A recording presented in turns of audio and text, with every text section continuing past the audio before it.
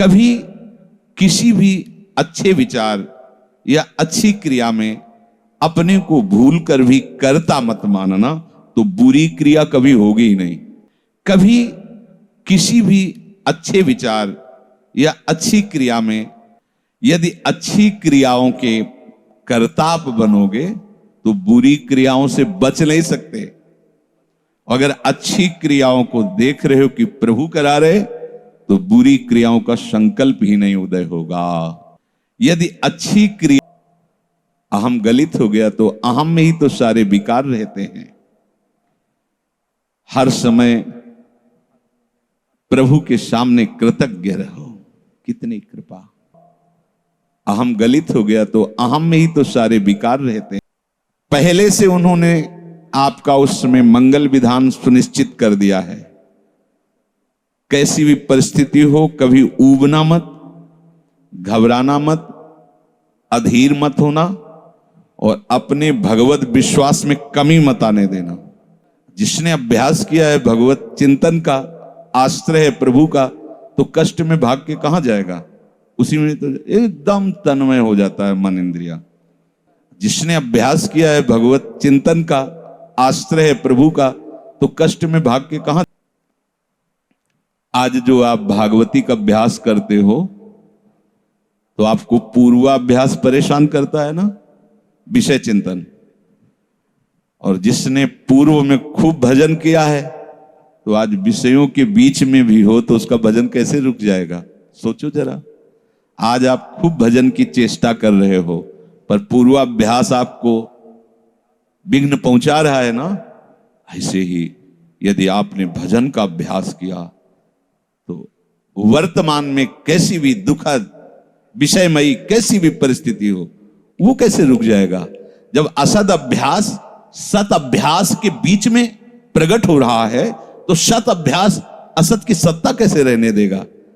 इसीलिए जो भजन परायण जन होते, भारी से भारी विषम परिस्थिति में भी हर समय भजन करना नहीं होता, भजन नृत्य करता है, वो निहाल हो जाता है। सुख किसे कहते तब आप जानेंगे, सुख का परिचय तब आप जानेंगे जब इतना भरोसा हो कि कैसी भी परिस्थिति हो, उबना नहीं, घबराना नहीं, अधीर मत होना और विश्वास में कमी मत आने देना। कब तक भोगूं, कब तक? ऐसे लोग हैं उद्दंडता करते हैं, पाप करते हैं, उनको बुखार भी नहीं होता। भजन में लगे लोगों को देखो कितना कष्ट। ये क्या है प्रभु?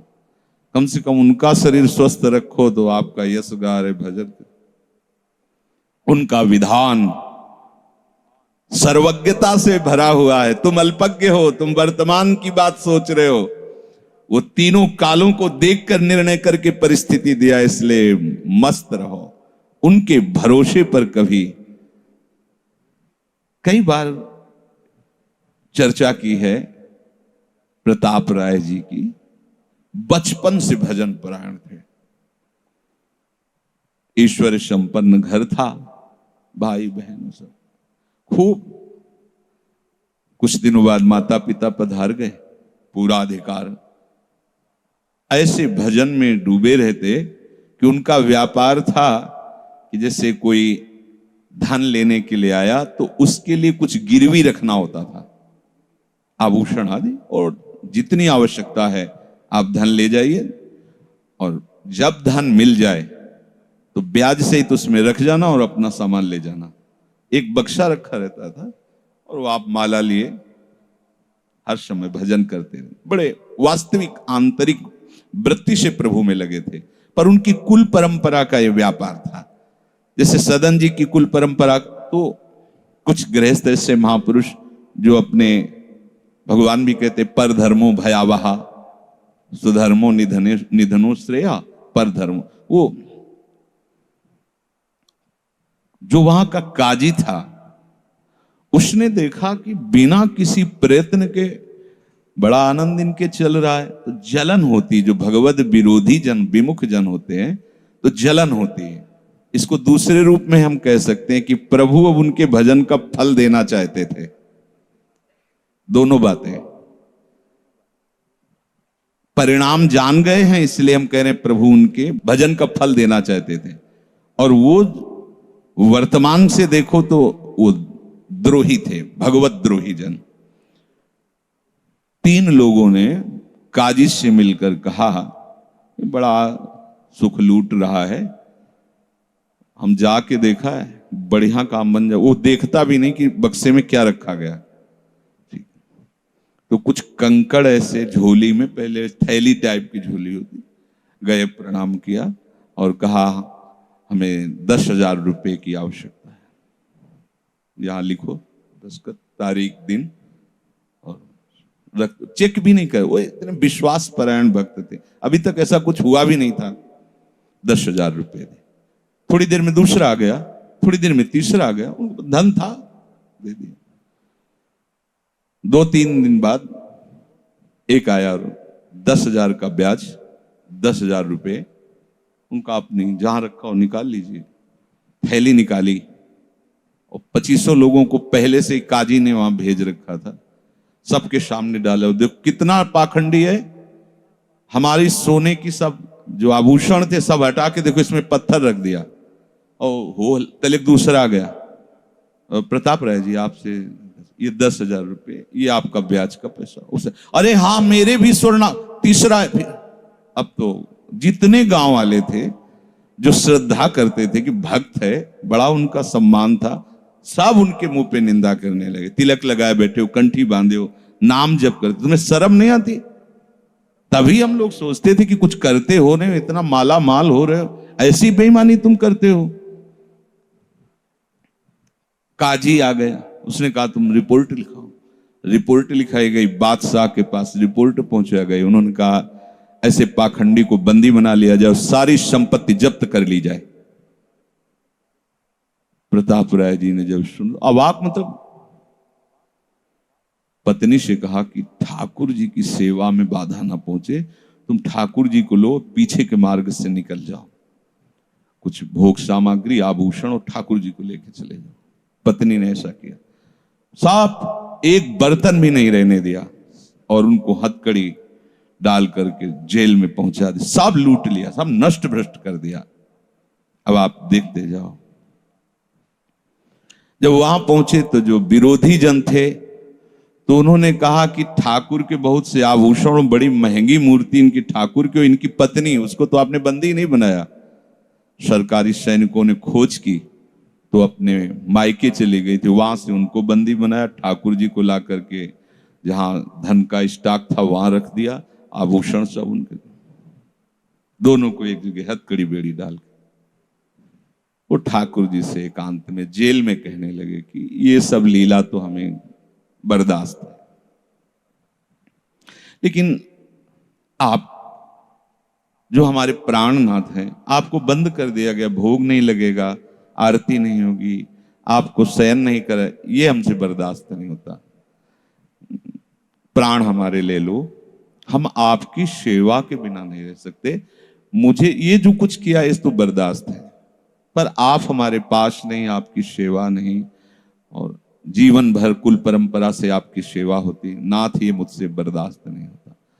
बिकल होकर के रोए तो वहीं गलबैया दिए प्रिया प्रीतम जेल में ही प्रकट हो गए, निहाल कर दिया। फिर आगे जो बड़ा चरित्र है, हम ये बताना चाहते हैं कि देखने में तो हमें लगा कि देखो ऐसे महान भक्त के जीवन में कैसी परिस्थिति आई, पर परिणाम देखकर हम ये कह सकते हैं कि ये फल वृत्ति आई, पूरे जीवन के भजन का फल, कि सच्चिदानंद प्रभु का साक्षात दर्शन, साक्षात ऐसी महान स्थिति आगे उनकी वर्णन है। या कह रहे कि ऊबो मत, घबराओ मत, अधीर मत हो, विश्वास में कमी मत होने दो। अब प्रभु ने क्या देखा कि इसे ना संपत्ति के हरण का दुख है और ना इसे किसी सम्मान नष्ट का, पूरे जीवन भर सम्मानित रहे, गांव के सब भगत जी हैं, सब मिटिया मेट हो गया, इस बात का कोई दुख नहीं, केवल मेरी सेवा का सुख। आगे चरित्र में आता है फिर उन्होंने जो लीला की कि बादशाह चरणों में झुका, पूरी समाज के सामने उन तीनों ने स्वीकार किया मैंने कपट किया, फिर जय जयकार। ये तो उनके 1 मिनट का काम होता है। ये उनका तिनके को ब्रह्मा बना देना, ब्रह्मा को तिनका बना देना, ये उनका तो खिलवाड़ होता है। इसलिए कभी विश्वास कम मत करना, क्योंकि ऐसी परिस्थिति आ सकती है कि आपको लगेगा कि अगर भगवान होता, मान लो वहीं थोड़ा सा नकारात्मक सोच कर ली जाए कि ऐसा क्या, जीवन भर आपसे प्यार करके भजन, इतनी भारी बेइज्जती, ऐसा ऐसा। भक्त अगर ऐसा चिंतन करता है तो शरणागति नहीं, क्योंकि शरणागति में विपरीत चिंतन की जगह नहीं होती, शरणागति में संशय नहीं होता।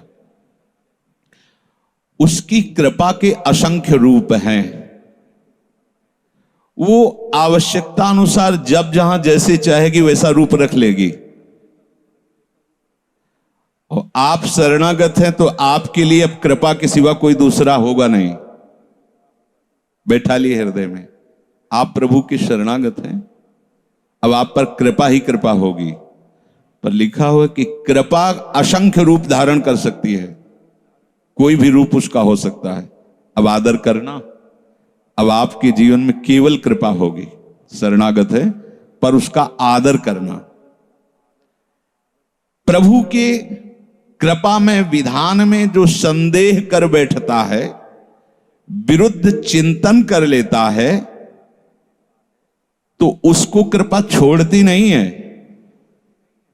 उसके लिए कृपा भयानक रूप धारण करती है और घेर करके उसको कृपा सिंधु से मिला देती है।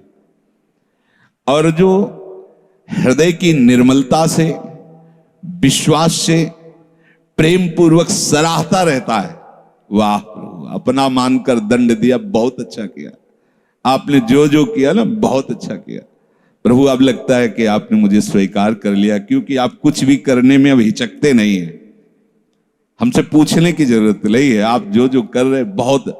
उसके लिए कृपा बहुत मृदु और शांत होकर प्रकाश रूप से उदित होती है और प्रभु के पास पहुंचा देती है। कृपा बख्शेगी नहीं। आप शरणागत हो, अगर ज्यादा चतुराई करोगे तो भयानक रूप धारण कर लेगी। अब तुम्हें जाना ही है प्रभु के पास, अगर सुलझोगे तो शांत सौम्य होते हुए आपको पहुंचा देगी। तुम विश्वास करो, इसी विश्वास से तुम्हें भगवत दृष्टि प्राप्त होने वाली है। कल हम कुछ उपासकों से बात कर रहे थे कि भैया ऐसा मत समझो कि अमुक समय तक साधना करने पर सिद्धार्थ अवस्था आती है, नहीं। अभी समझ ठीक कर लो, अभी सिद्ध हो जाओगे। अभी ये साधना से नहीं होता, ये समझ से होता है।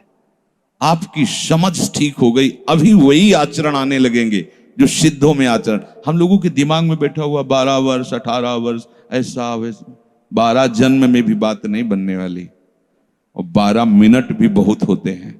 समझ जाओ। जैसे कोई कहे ऐसे ही बोल रहे हो, आपके पास कोई उदाहरण है?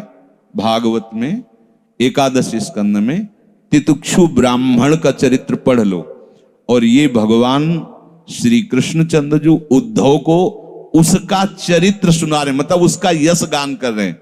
और वो खुद कह रहा है कि मैंने जीवन में कभी कोई साधन भजन की बात जाने तो धर्म नहीं किया। हुआ क्या? कृपा उदित हुई, सर्वनाश का खेल हुआ, और उसकी एकदम समझ ठीक हो गई। समझ पढ़ लेना उसकी। जिनके लिए मैंने पूरा जीवन, वो मुझे त्याग रहे। जिस धन को ना मैंने प्रयोग किया ना किसी को करने दिया, उसका अपहरण हो गया। जिस शरीर को मैं माना वो बुढ़ापे में जा रहा है। ये हो क्या रहा है? समझ ठीक हुई, उसी समय वो ऐसी स्थिति का महापुरुष हो गया कि भगवान उसका यशगार। बोलो क्या साधना? समझ। रत्नावती जी ने क्या साधना की? दासी ने जब बताया तो हिमालय में जाके उन्होंने पद्मासन लगा के कोई साधना की क्या? दासी ने बताया कि सबका प्रीतम परम सुंदर करुणामय बिहारी जो है, बस समझ पकड़ लिया बिहारी, और महान सिद्ध। अपने लोग ऐसी धारणा बनाए हुए कि धीरे धीरे विषय छूटेगा, कामनाएं छूटेंगी, इतने वर्ष कम से कम, ऐसा वैसा। कुछ नहीं, अभी एकदम स्वीकार करो, आनंद पूर्वक चल दो। स्वीकृति का सारा चमत्कार है, अंदर से स्वीकार कर लो।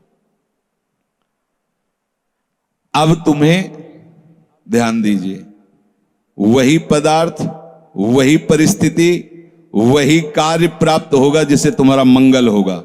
काहे को खोपड़ी लड़ाते हो? कितना आनंद है। वही पदार्थ, जय राधा वल्लभ। जो गीता जी में वर्णन कर रहे थे कि यदि विषय का राग पूर्वक चिंतन किया जाए तो चिंतन मात्र से सर्वनाश हो जाता है, उसी के आगे श्लोक का वर्णन किया कि यदि राग द्वेष रहित होकर विषय का सेवन किया जाए तो हृदय की स्वच्छता, हृदय का प्रसाद, और प्रसादे सर्व दुखा नाम हानिरस्य उपजाति। बात पकड़ो। अब तुम्हें वही पदार्थ, वही क्रिया, वही सानिध्य मिलेगा जिससे तुम्हें मंगल में भगवान के दर्शन की योग्यता प्राप्त होगी। अच्छा बताओ, छोटा सा बच्चा जिसके पंख नहीं निकले वो क्या करेगा?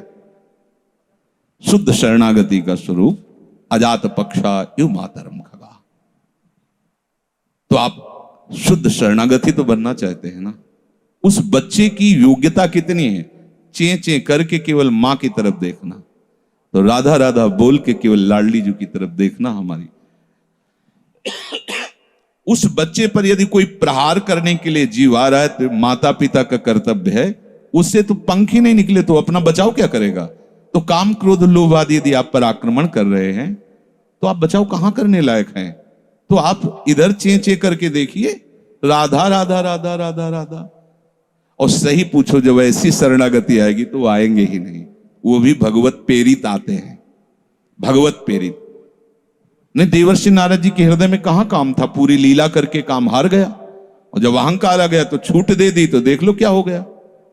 समझना बस, सारी ये जो परमार्थ का खेल है ये सब समझ का है। आश्रय से जो भगवान कहते हैं कि बुद्धि योगम ददामिते, बस ये बुद्धि योग हो गया कि मस्त हो जाओगे। तेषाम सतति युक्तानाम भजताम प्रीति पूर्वकम ददामि बुद्धि योगम तम। अब जो भी पदार्थ, जो भी क्रिया, जो भी सानिध्य, वो कृपा के द्वारा होगा। अब हमें उसमें न राग करना न द्वेष करना है। और इसका परिणाम क्या बताया? हृदय की स्वच्छता, परम प्रसाद और बुद्धि का भगवान में स्थित हो जाना। अब वो प्रतिकूल हुआ या अनुकूल हुआ? अगर प्रतिकूल हुआ तो आपने सोचा गलत सिद्धांत। अगर ये बात हम ना माने होते तो इससे सावधान रहते तो हमारे वो होना था। प्रभु का विधान था, उसमें कुछ है, बाद में देख लेना। उसका वो परिणाम होगा जो तुम नहीं निकाल सकते थे। उस प्रतिकूल पदार्थ, वस्तु, व्यक्ति के सानिध्य से वो ठीक हुआ है जो ठीक होना था, प्रभु ने भेजा है। अब तो तुम निश्चिंत हो जाओ, अब भय ना करो। समझ ला? प्रभु सर्वज्ञ हैं, तुम उनके भरोसे हो गए हो, आप कोई तुम्हारा मंगल कर ही नहीं सकता।